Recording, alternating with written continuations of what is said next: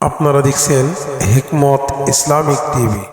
আমি তো মাঝে মাঝে বলি, আমাদের দেশের মানুষগুলো শুধু ক্ষমতার চেয়ারে যাওয়ার জন্য পাগল হয়ে যায়। এই বিগত 17টা বছর ধরে যারা আমার দেশে ভালো মানসিকতার মুখোশ পড়ে 28 লক্ষ কোটি টাকা শুধু বিদেশ পাচার করছে। সুবহানাল্লাহ কইবেন আর কি কইবেন? হ্যাঁ, কোন দুই চারজন সুবহানাল্লাহ বইলো বলেছে। হ্যাঁ, কত লক্ষ? আমি বললাম আর আপনারা শুনে ফেললেন। এখন চিন্তা করেন তো, 28 লক্ষ কোটি টাকা ব্রেইনে ধরে? এটা ব্রেইনে ধরে? এখানে কয়জন আছেন কোটিপতি? কয়জন আছেন? সেখানে 28 লক্ষ কোটি টাকা শুধু এদেশ থেকে বিদেশ পাচার করেছে, শুধু ক্ষমতার চেয়ারে বসে বসে। আমি তো মাঝে মাঝে বলি, আমাদের দেশের মানুষগুলো শুধু ক্ষমতার চেয়ারে যাওয়ার জন্য পাগল হয়ে যায়। অথচ আমি তো চেয়ারে বৈশা দেখতেছি, এখনো তো আসি, মাশাআল্লাহ, পালাই নাই, পালাই নাই, পালাই নাই, এখন আসি, চেয়ারে আছি। আরে এই চেয়ারের কথা বলতেছি না, ক্ষমতার চেয়ারে আছি। তো আমি তো সেখান থেকে হালাল উপায়, ওই সরকার আমাকে বেতন দেয় 10,000, তাও সরকার পুরোটা দেয় না, 4,500 সরকার দেয়, বাকিটা আমার পরিষদ থেকে ইনকাম করে নিতে বলে। এর বাইরে তো ইনকাম করার হালাল উপায় আমি কোনো রাস্তা খুঁজে পাই না।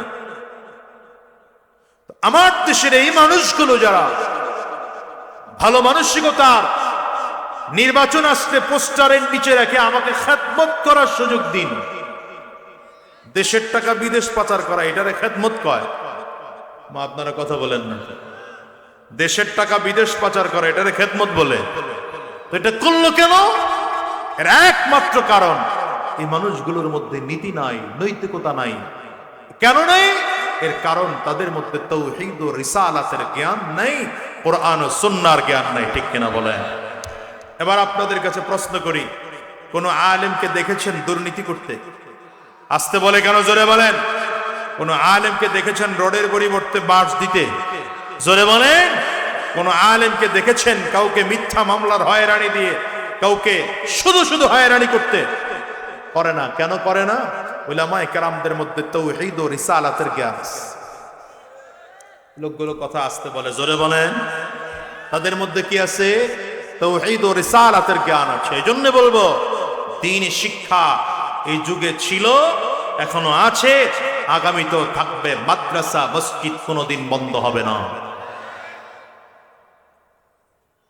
কপাল ভালো আপনাদের, আমাদের দেশটাকে তো চক্রান্ত ষড়যন্ত্র করে করে এমন করেছিল, অলরেডি আপনারা বানরের বাচ্চা হয়ে গেছিলেন। গা আগামী 2, 4, 5, 10 বছর পরে আপনার ছেলে এসে আপনাকে প্রশ্ন করত, আপনার মেয়েটা এসে আপনাকে প্রশ্ন করতো, আমরা মানুষের বাচ্চা ছিলাম না, আসলে আমরা বান্দরের বাচ্চা ছিলাম। জিজ্ঞেস তো, কপাল ভালো ছাত্ররা আন্দোলন করেছে, এই জন্য হয়তো বেঁচে গেছে। কি কথা বলেন না কেন? সুতরাং দুনিয়ার ডাক্তার হওয়া যায়, দুনিয়ার শিক্ষা গ্রহণ করে, ইঞ্জিনিয়ার হওয়া যায়, দুনিয়ার শিক্ষা অর্জন করে, অ্যাডভোকেট হওয়া যায়, দুনিয়ার শিক্ষা অর্জন করে, ব্যারিস্টার হওয়া যায়, দুনিয়ার শিক্ষা অর্জন করে। কিন্তু মানুষ হতে হলে তাওহীদ ও রিসালাতের জ্ঞান অর্জন করতে হয়, কোরআন ও সুন্নাহর জ্ঞান অর্জন করতে হয়।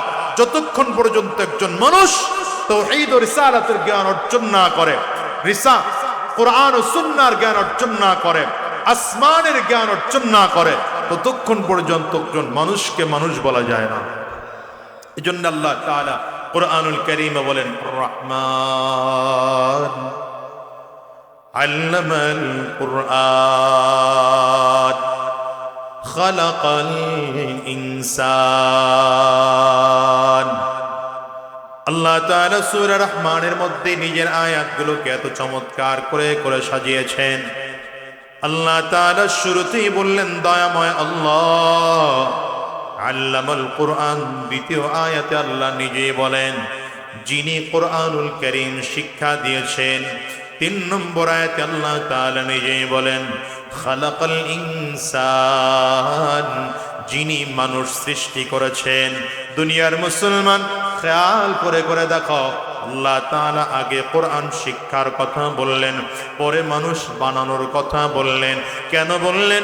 গোটা জাতিকে বুঝাইতে চাইলেন একজন মানুষ দুনিয়ার মানুষের ঘরে জন্মগ্রহণ করলে মানুষ হতে পারে না, মানুষের আকৃতি নিয়ে জন্মগ্রহণ করলে মানুষ হতে পারে না, মানুষের ঔরসে জন্মগ্রহণ করলেই মানুষ হতে পারে না, মানুষের গর্ভ থেকে জমিনে আসলেই মানুষ হতে পারে না। যতক্ষণ পর্যন্ত একজন মানুষ কোরআন ও সুন্নাহর জ্ঞান অর্জন না করবে, ততক্ষণ পর্যন্ত একজন মানুষ সত্যিকার মানুষ হবে না।